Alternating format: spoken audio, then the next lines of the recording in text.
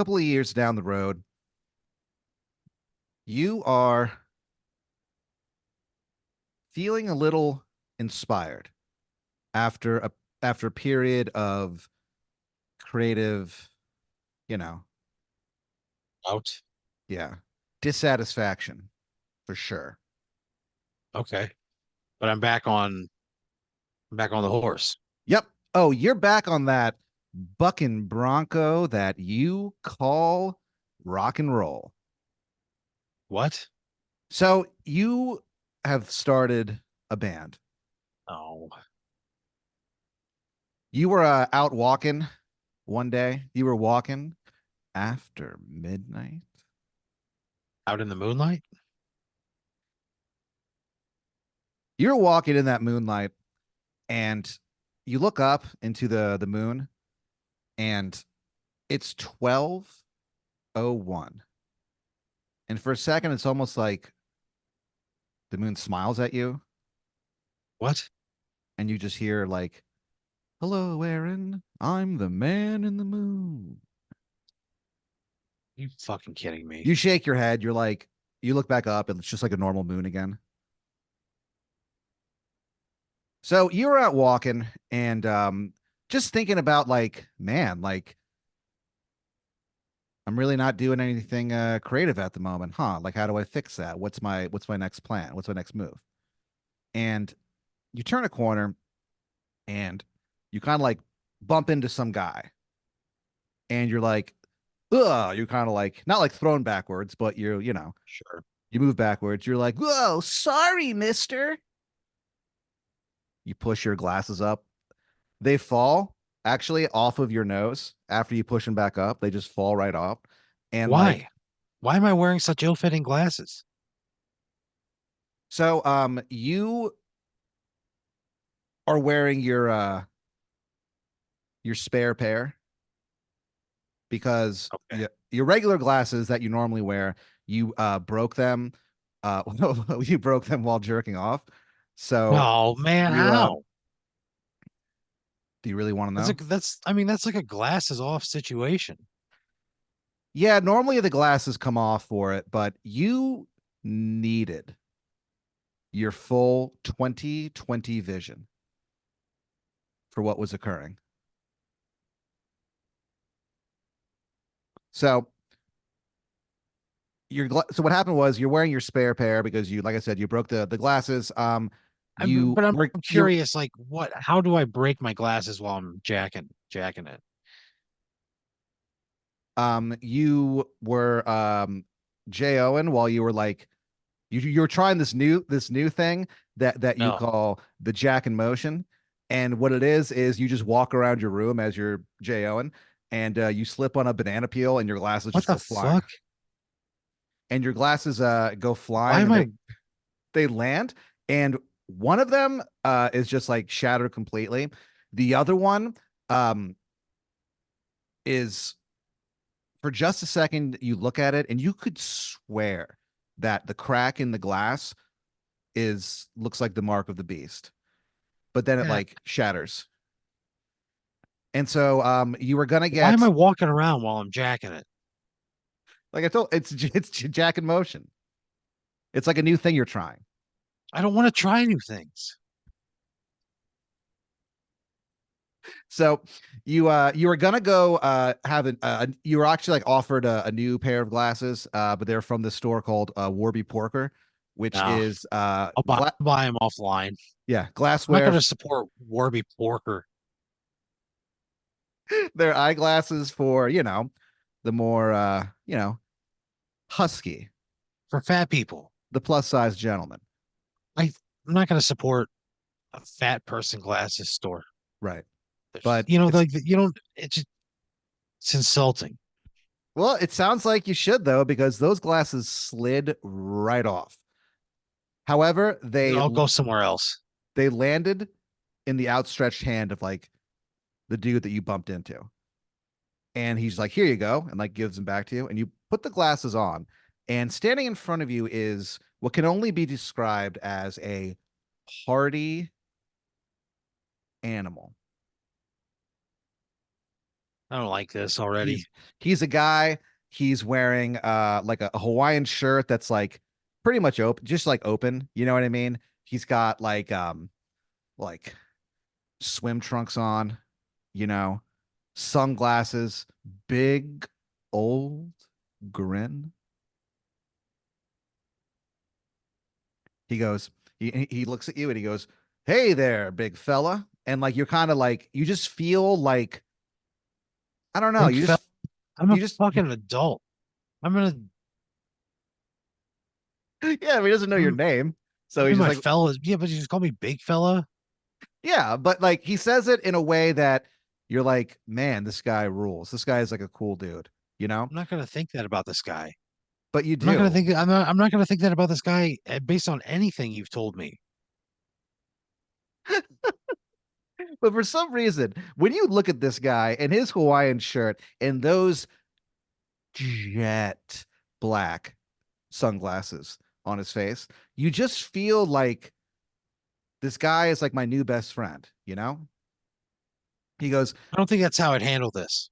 I don't like this guy. I want to be very clear. I don't like this guy at all right now. why? He dresses like a fucking prick, right? He's calling me big fella. Like, come on. I don't I don't like this guy. He smiles at you and he winks and he goes, have a good night. It's nice to meet you. The name's Rufus McNasty.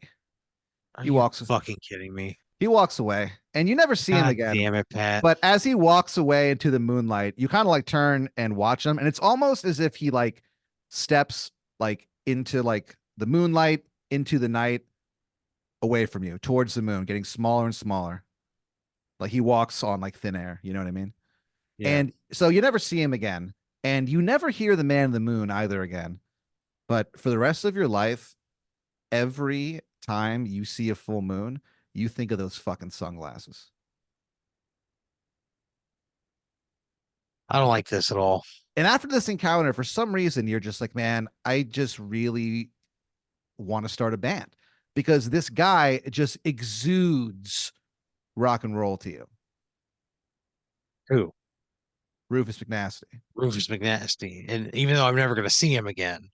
He just for that brief moment that he was in your life, you just felt like you look at him and you just think, bum, now now, now. Like you just hear like a guitar riff in your fucking head. Yeah, yeah. And for the rest of the week, that riff is just echoing inside that fucking skull of yours. Now.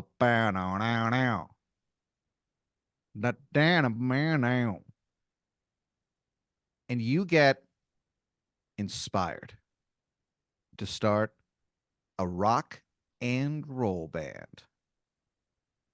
You call yourselves the rock and or rollers. Oh, Pat. Pat. And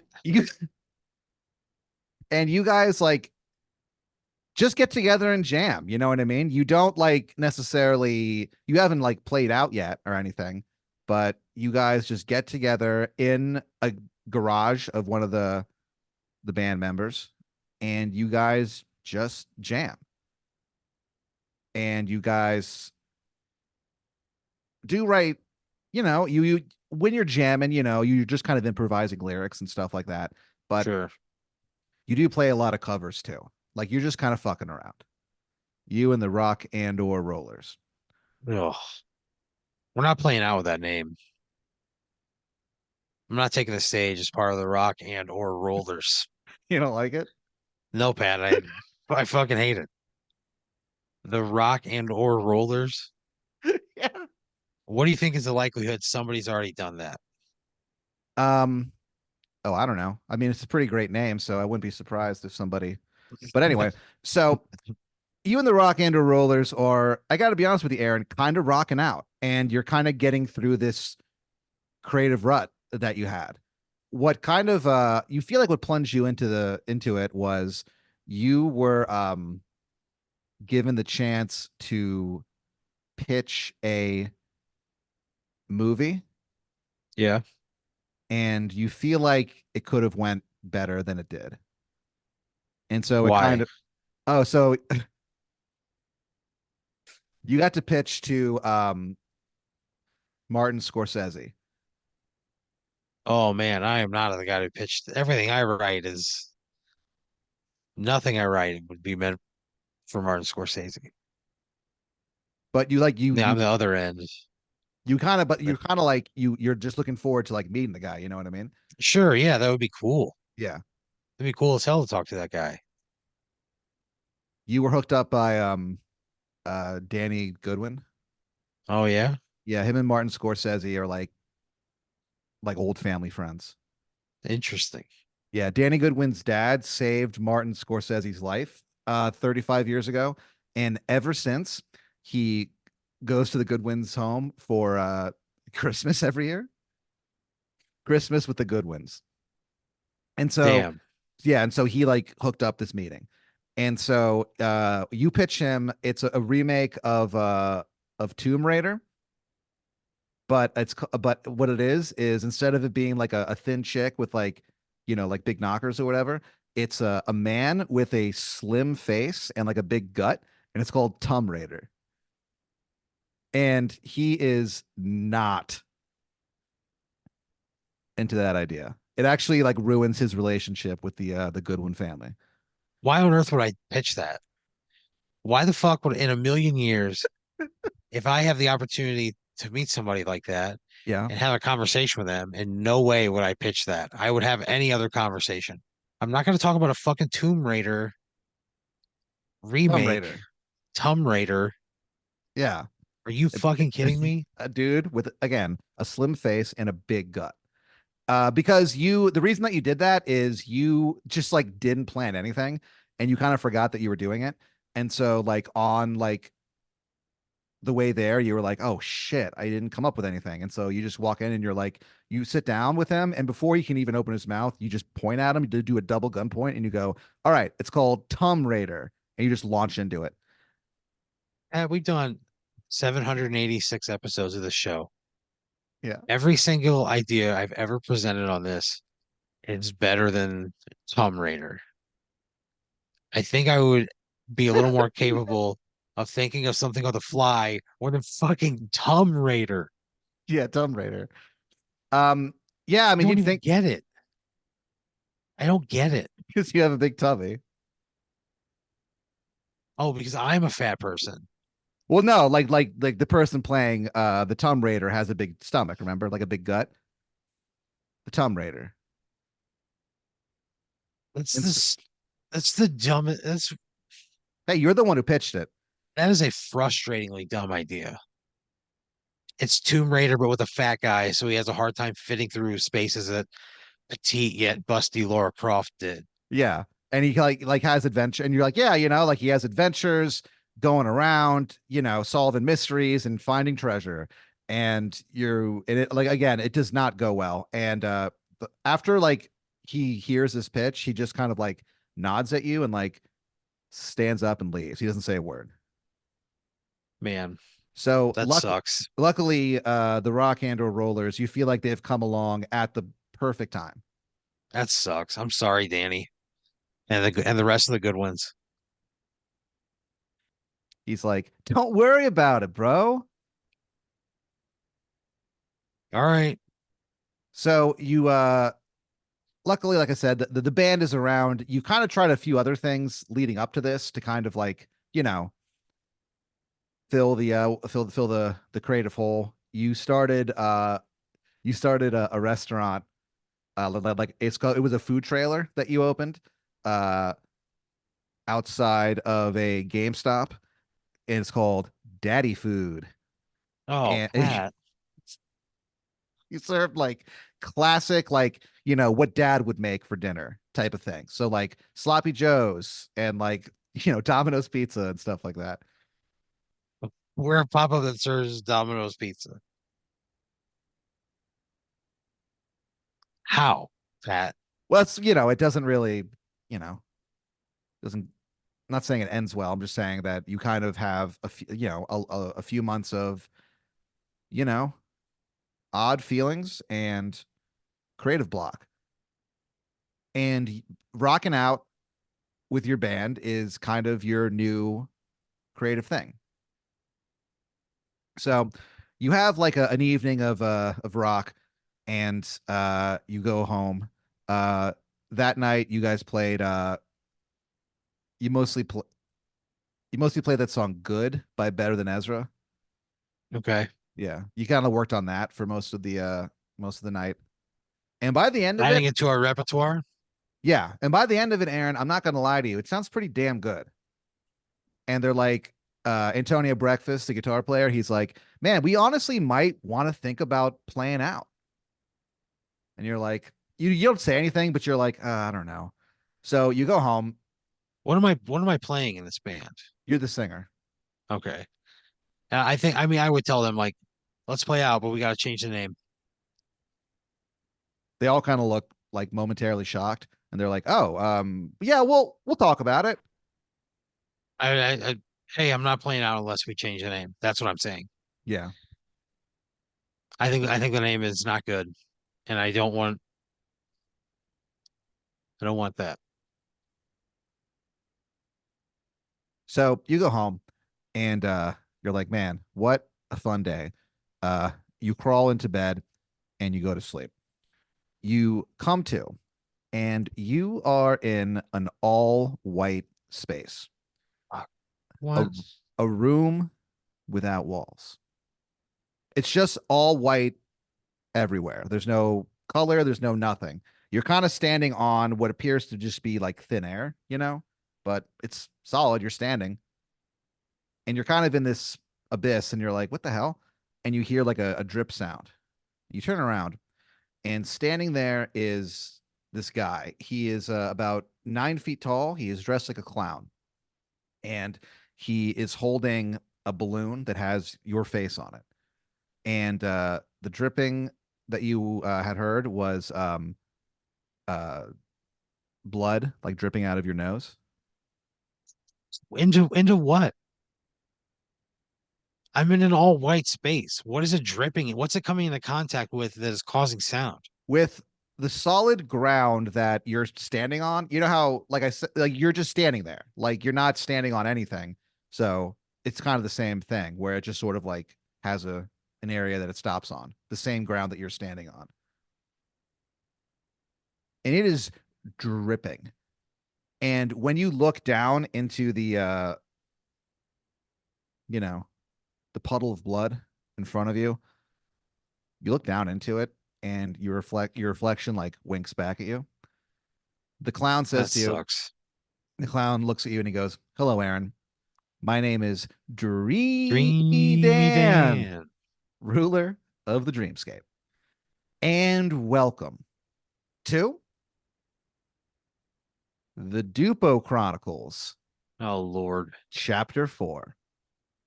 The balloon pops. You like wake up, and your dream kind of like fades away because you wake up excited as fuck, but also, Why?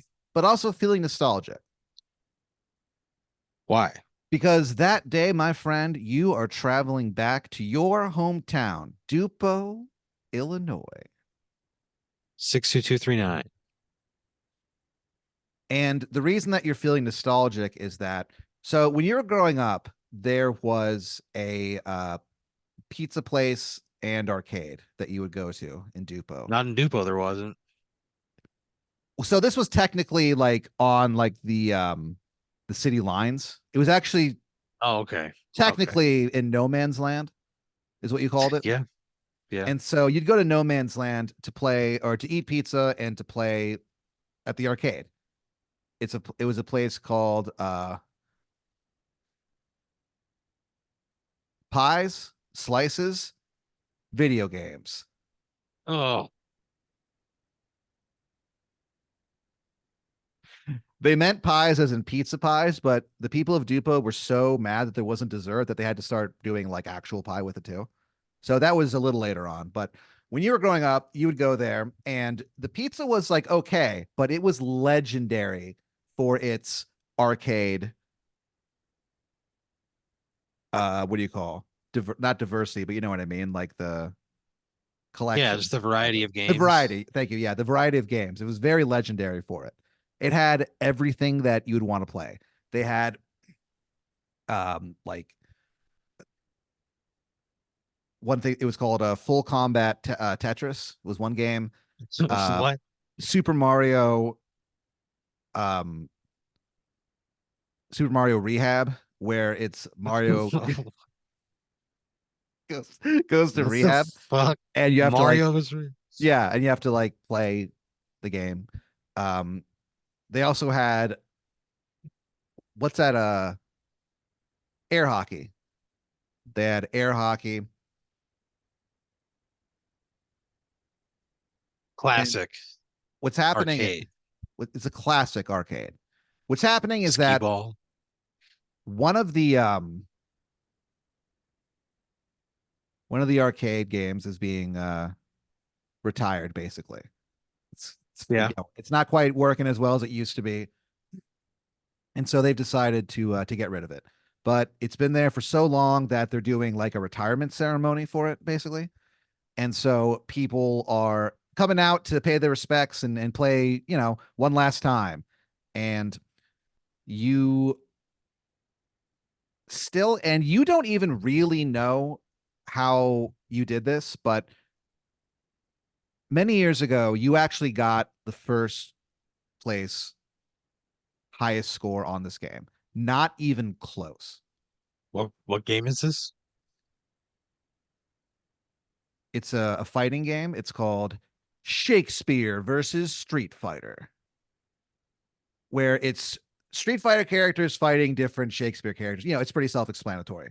And so you don't really know how you were able to do this because it was just a day that went by in a blur, in a haze of Mountain Dew and breadsticks.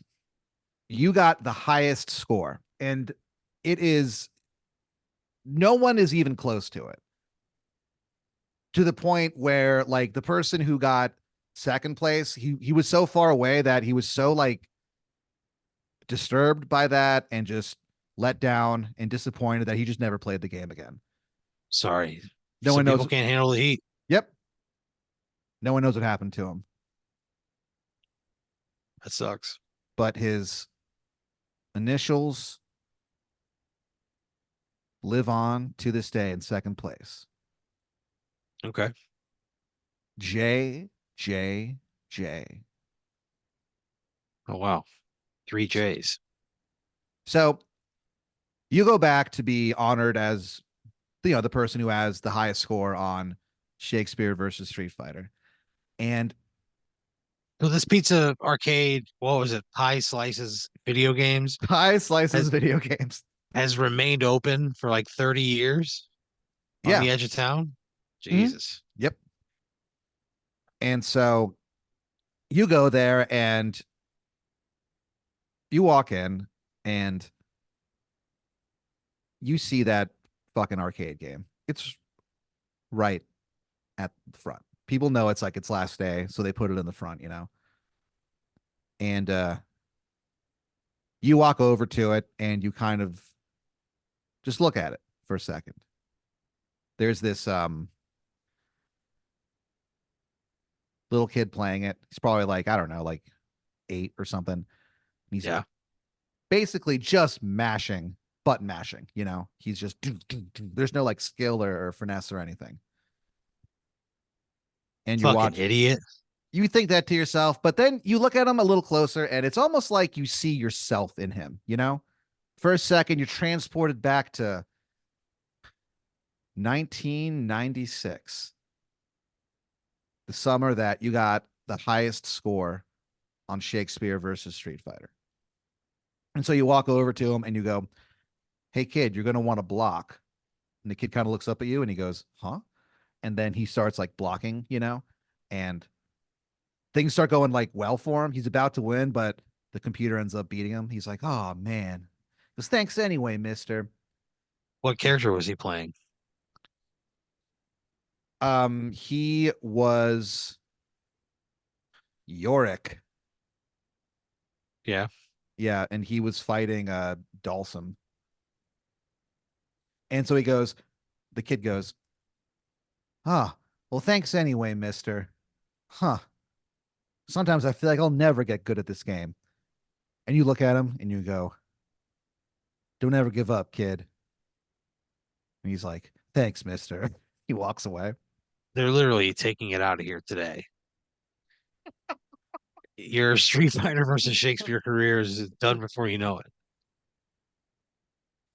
He walks away and you kind of you know that move where you take the back of your like fingers or whatever and you kind of like lightly caress somebody's face. Oh yeah, I know that move. You do that to the console. You lightly caress it, and you know that this makes no sense, but you could swear that it yields to your touch just Oh jeez. a little, just enough to let you know that it knows. I think I would whisper at it. I'd say, "Daddy's home." Yeah. You lean close to say that. Daddy's home. And as you say that, there's this guy and he's like, "Oh man, I'm having some trouble with this electric socket." And like a jolt of like electricity comes out right as you lean over to say that. And you kind of very lightly kiss the screen. It is it would leave such a faint impression, you know?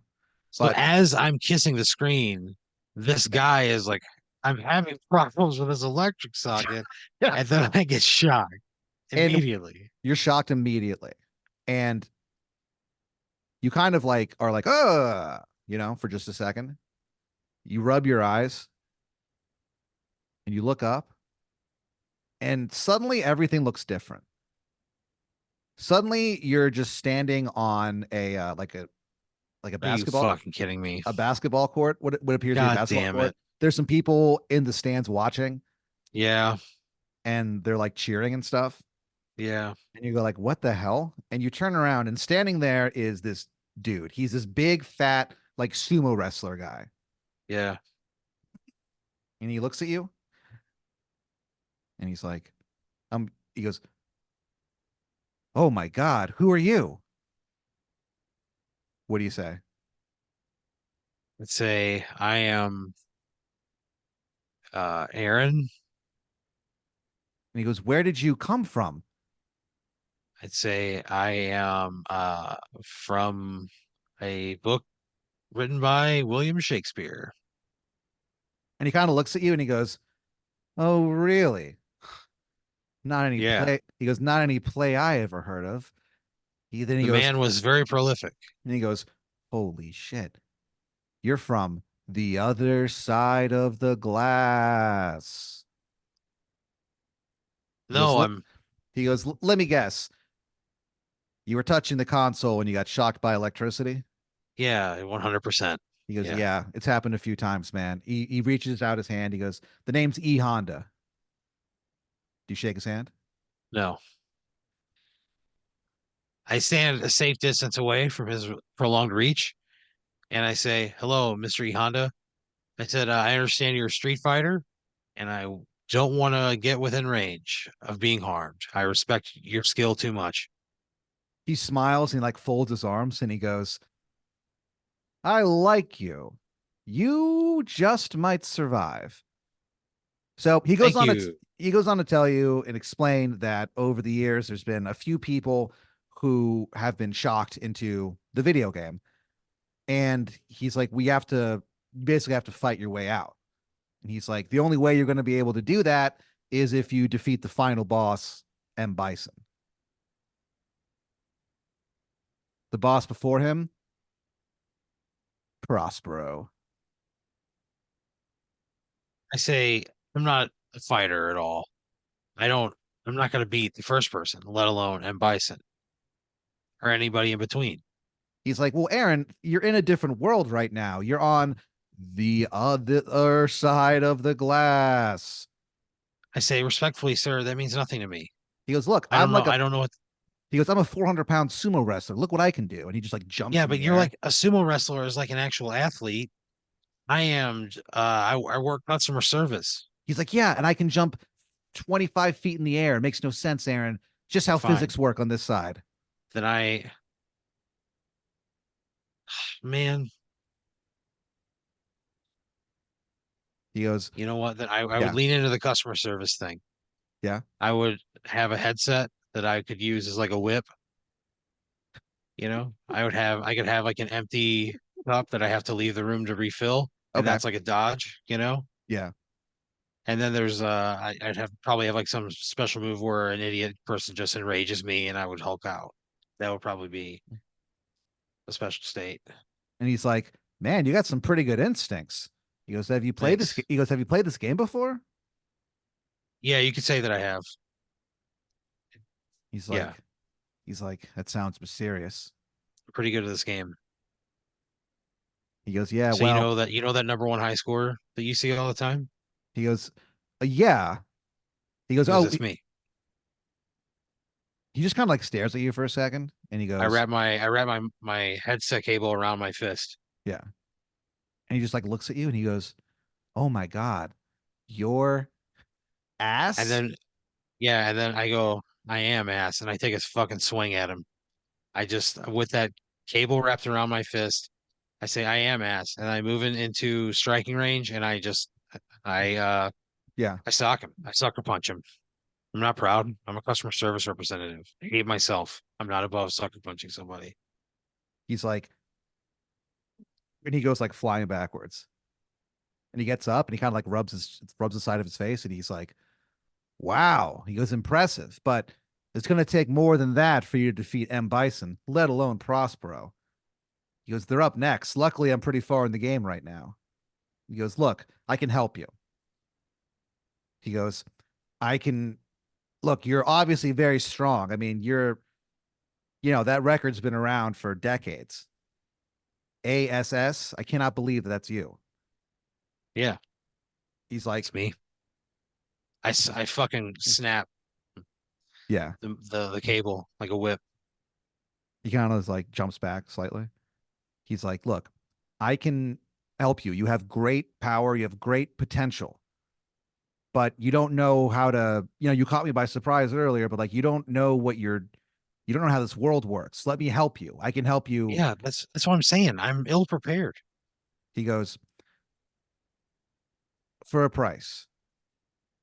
What? He kind of like his eyes narrow and he goes, I want one of your memories. Do I get to choose which one? No. Do I have any say at all? Do I have any veto power? He goes, no veto power, but tell me what you want me to like stay away from.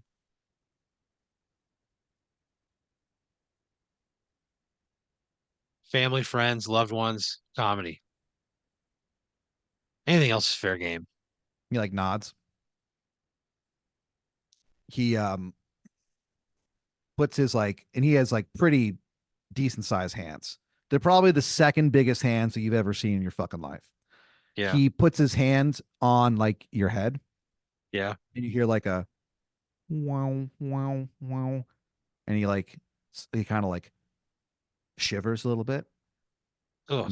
and he's like, wow, and he goes, okay, and he shows you like a couple moves. He shows you how to manipulate the physics of this side of the glass, and Okay. so he shows you like, oh yeah, here's how you block. You can block any attack that anyone does. It doesn't matter if it's a fireball or like what the deal is. You can block, and here's what you do it. Here's the different combinations to best use your power set. Where you're a ranged fighter, so here's how you can keep them With on the this other. headset. Yeah, you can keep them on the other side of the screen. The different combos and stuff. And so he's like, all right. He goes, good luck, Aaron. Thanks, Mystery Honda. Then you hear Shakespeare versus Street Fighter. Prospero versus Aaron. And standing in front of you is a old school looking, almost like wizard like guy. He has a like Yeah. a giant staff, bald. but he's got like a pointy like goatee, you know? Yeah. He's like, "You'll die before my kung fu, Aaron." You taunt back, you go, "Yeah, your butt stinks." You They think go, being from the Shakespeare, I'd have something a little more eloquent to say, but no, I'm just a "Yeah, crass customer service agent. yep." They go, "Round one, fight." And you lay into this guy. Yeah. He hits you once or twice with his staff, and he does try kung fu, and he's pretty good, but you've learned how to block. You're doing your ranged attacks. You're fucking putting the boots to this guy, and you defeat Tripping him up. Yeah, you defeat Prospero pretty quickly. Fuck you, I say to him. And I stand over his bloody carcass. I say, fuck you, and I spit on his face. And then I crack the whip like an inch from his ear, try to burst a drum, and I Yeah, get out of there. E Honda's standing in front of you. He's like, "Aaron, that was awesome, but you're gonna have to do a little bit better if you want to beat M Bison." And he looks at you and he goes, "Give me another memory, and I'll tell you how to Okay, defeat him." just take another one. Just don't take one of the important things. He goes, "Could you remind me of them again, please?" Family, Family, friends, friends, comedy. comedy. What was there was something else? Family, friends, comedy, He goes, "I think you said loved ones." yeah, loved ones. He goes, Yeah. "Okay." He goes, "Okay. Yeah, that's fine." And he sticks out that giant mitt of his and touches your head. He shivers again. He's like, "Whoa." And then he goes, "All right, Aaron, the best way to defeat M. Bison is to taunt him. You do Okay. your taunt move, he's going to get sloppy and he's going to get angry. But you're not Okay. going to," and he goes, "You're not going to fight angry. You're going to fight calm." And he like Okay. takes like your like face in his hands for a second and he goes, "You can do this, Aaron." Okay. He goes, "Look, Aaron, I know that we don't really know each other too well, but I feel, especially with the memories and stuff, I feel very close to you right now." Thank you. I will taunt him. He goes, "Taunt away, brother." Okay. You blink, I would taunt. and standing in front of you is M. Bison. You remember him from Street Fighter? Yeah. Yeah. Yeah. He's like, "You're dead." Then you hear round one, fight. He goes, "I'll let you do the first move." What do you do? I'm gonna taunt. So you do I'm gonna. your, s- yeah, I'm gonna taunt him. Yeah. you do your taunt where you snap uh, The headphone cable. the headphone cable, and he just looks pissed. His face turns purple instantly. And he goes, "You," and he just kind of like lunges towards you. And you're easily able to like just step around him and you kick him in his butt. He was flying. Yeah. He gets up and looks at you. I would continue to taunt him. So you taunt him multiple different ways. You have like three different taunts that you can do. So you do the one Yeah. where you whip, you do one where you moon him and you look over your shoulder and you say, "See anything you like?" And then the third one is it's just you doing, double middle finger and I you would want say, one where I would have like a computer pop up "Yeah." and I would draft a very snarky email and be like, per my previous message, and then I would like throw it at him. Just like a real snarky response to an email. Yeah. And so Fuck him. you keep doing these different taunts to him and Yeah. he is enraged and you make very short work of M. Bison. E Honda looks at you and he goes, "We did it, Aaron. We defeated M. Bison." Suddenly, like the whole cast of like of Shakespeare versus Street Fighter show up. Yeah. Juliet's like, We'll miss you, Aaron. I Blanca. snap that fucking thing and I go, I'll miss you. Blanca goes, and he says in like a monster voice, like, "Fare thee well, Yeah, Aaron." You're like, hell yeah. You blink, and suddenly you're just like standing in front of this console, yeah. and you're like, holy shit. You kind of like blink for a second. You just kind of think about like what just happened, you know? And you're like, oh man, I'm kind of thirsty. So you leave the pizza place and you walk outside. The memory that E Honda took from you is the memory of knowing to like look both ways before you cross the street. Are So you you just fucking kidding me? so you just like walk Are right you out fucking kidding me? onto oncoming traffic, and you were like run over by like five cars in a row. What the fuck? Fuck this. I don't think of the first memory of me crossing a street correctly when I need to cross the street. I just do it. It is Yeah, learn but it. Like because he like that. took the memory away, it like you like unlearned it. It's as if Oh, it never really? happened. Yeah. Okay. So Gotcha. Now it makes sense. you're run over by all those cars, and Fuck you. no one's really sure what to do with you because no one knows who you are there, because like it's really hard to like tell from the remains like who you are. So they take you around back, and they just throw you into a dumpster. Jesus Christ. And everyone just kind of goes, let's all pretend that didn't happen.